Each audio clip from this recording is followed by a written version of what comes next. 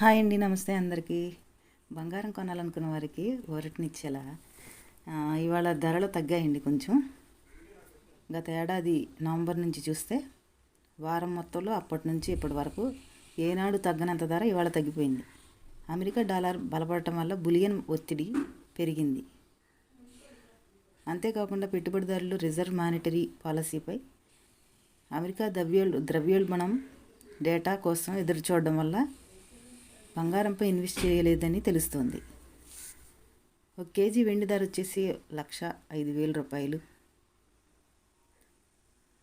అలాగే హైదరాబాద్, విజయవాడ, విశాఖపట్నం బంగారు ధరల్లో చూసినట్లయితే 24 క్యారెట్స్ బంగారం 1 గ్రాము వచ్చేసి 8,662 రూపాయలు. 22 క్యారెట్ బంగారం వచ్చేసి 1 గ్రాము ధర 7,940 రూపాయలు. 18 క్యారెట్లు బంగారం అంటే 18 క్యారెట్స్ గోల్డ్ వచ్చేసి 1 గ్రాము వచ్చేసి 6,497 రూపాయలు. గోల్డ్ రేటు గత 8 వారాలుగా పెరుగుతూ వస్తుండగా ఈ వారం 2.5% తగ్గుదల నమోదైంది.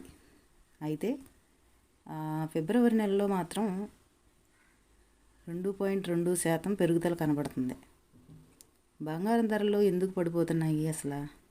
అమెరికా డాలర్ బలపడడం వల్ల అని తెలుస్తుంది. అమెరికా డాలర్ ఇండెక్స్ ఈ వారం 0.7% పెరగడం వలన డాలర్ బలపడింది. దీంతో విదేశీ పెట్టుబడిదారులు బంగారం వైపునకు చూడడం లేదు. బంగారం సురక్షిత పెట్టుబడి అయినప్పటికీ పెట్టుబడిదారులు లాభాల స్వీకరణ చేయడంతో ధరలు తగ్గుతున్నాయని మార్కెట్ వ్యూహకర్త ఎఫ్ చున్ రోంగ్ అన్నారు.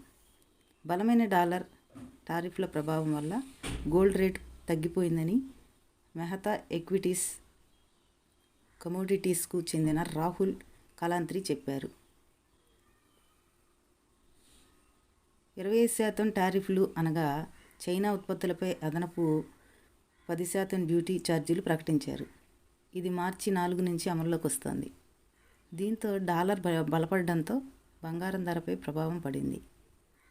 బంగారంపై లాంగ్ టర్మ్లో ఇన్వెస్ట్ చేసేవాళ్ళు ఫెడ్ ద్రవ్యోల్బణ సూచీ కోసం ఎదురు చూడడం వల్ల బంగారం రేట్లు తగ్గాయి. ఓకే అండి, థ్యాంక్ యూ.